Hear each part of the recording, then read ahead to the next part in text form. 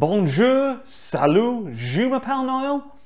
And that's about as far as my GCSE French extends to, unfortunately. But hello everybody, and welcome to a brand new video on the channel. Today we're going back to basics, back to speakers, but something a little bit different. Today we're looking at active speakers, and in particular the Elipson Prestige Facet 6B Bluetooth, a very underrated speaker in the market, in my opinion, at the moment, and that's exactly why we wanted to highlight them. Before we get stuck into the video, once again I've got to say thank you for all your fantastic support. If you do enjoy this upload, make sure to leave a thumbs up on it, leave your thoughts in the comment section down below. Any feedback is always appreciated, as well as products that you'd like us to review or take a look at in the future. And yeah, without any further ado, let's get stuck into it.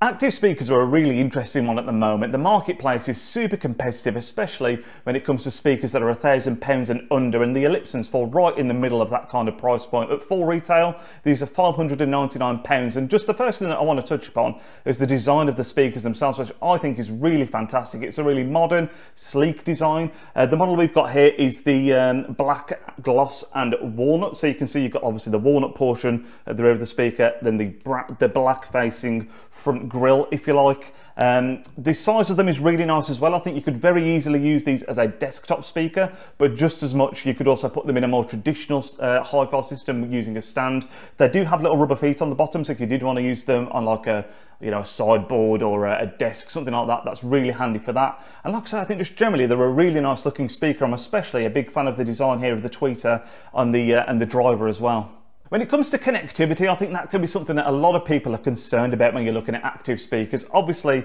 when you're looking at a passive system with a separate amplifier, almost always you're going to get more connection options, a lot more connectivity. But with that being said, the Elipson does a really good job here of being a really flexible unit that offers a lot for the size of the cabinet. I mean, obviously you can connect to this using Bluetooth wirelessly, which is how I think a lot of people will be connecting to these speakers. But on top of that, you've also got a 3.5mm connection point, you've got an RCA connection point, you've got a sub out built into this, which I think is going to be a massive positive for a lot of people. And also you've got a preamp phono built into this, which means you can directly connect a turntable as well, which is something that you don't see with a lot of active speakers. One thing I do want to touch upon first as well, actually, is the low end on these things. I think for a lot of people, when you see such a small cabinet, a bookshelf speaker, especially the fact that you've got the sub out on there, you might think that's an area where they lack. Having the sub out option, fantastic, but just as they are, without adding a subwoofer, the bass on these is absolutely outstanding. It's extremely weighty, a lot more than you'd expect from the size of the speakers, and super well defined, an area where Elipson have done really well to get such a great bass, such a great low end out of such a small cabinet.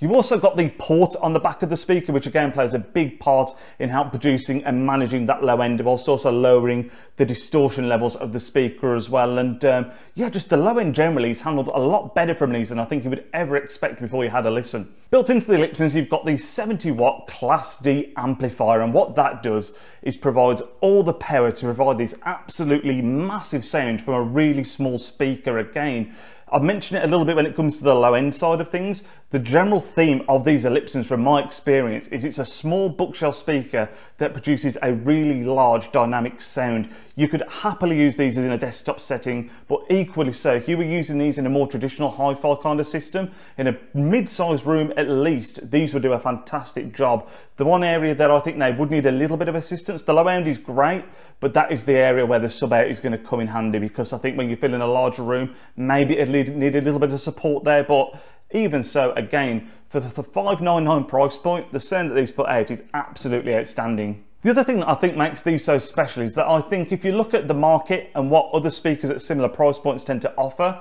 it tends to be that that might give you one or two of the features that you really want, but these give you absolutely everything. Again, you've got the inputs and the flexibility to use these in so many settings. You know, if you wanted to hook a turntable up directly, you can do that. If you wanted to use them as a more modern active speaker, you can do that. If you wanted to use them as a desktop speaker, you could do that. These really are a jack of all trades kind of speaker. And again, at the price point that they're at, there isn't a lot that does what these do. When it comes to other potential options that you could look at on the market, the closest comparison I I think, to these would be the Klipsch R50 PMs, which are also a magnificent speaker. And again, it's really down to personal preference. I think that the Elipsons give you a little bit of a warmer sound compared to the Klipsch, which tends to be a little bit brighter, but they're also another really good option that I would compare these to. The gold standard really with the active speakers at the moment seems to be the KEF, so things like the LSX2s, which are absolutely sublime, but they are double the price of something like the Elipsons here. And although I love the KEF LSX2s, are they double the speaker that the Elipsons are?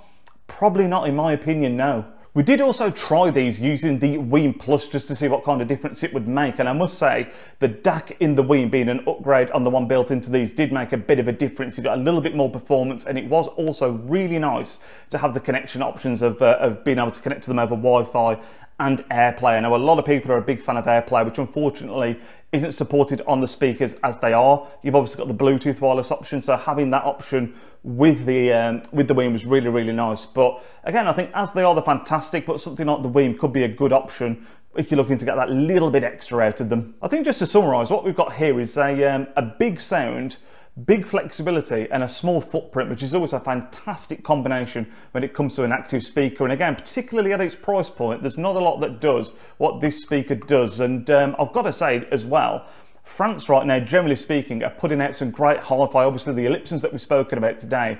You've also got the likes of Deviollet, Focal, Bass, Triangle. The French hi-fi game right now is incredibly strong, so props to those guys, and hopefully long may that continue. But if you have enjoyed this video, make sure to leave a big thumbs up on it. If you have listened to these Elipsons or any other Elipsons, I'd really be interested to hear your thoughts in the comment section down below, because to me they are a criminally underrated brand in the market right now. So make sure to let me know if you have down there. And that's going to wrap up the video, guys. I hope you enjoyed, and we'll catch you all in next week's video. Enjoy the rest of your weekend.